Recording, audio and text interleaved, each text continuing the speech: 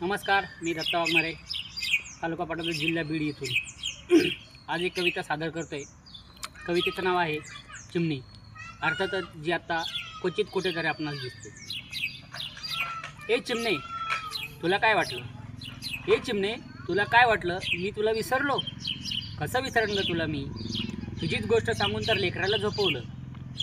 तुझी केवढी झेप नेहमी आकाशी असते, तुझी केवढी झेप नेहमी आकाशी असते।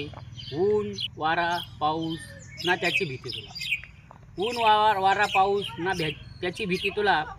कासावीस होत असेल जीव तुझा, कासावीस होत असेल जीव तुझा, जाता दूर पिल्लांना सोडून सारा आणायला।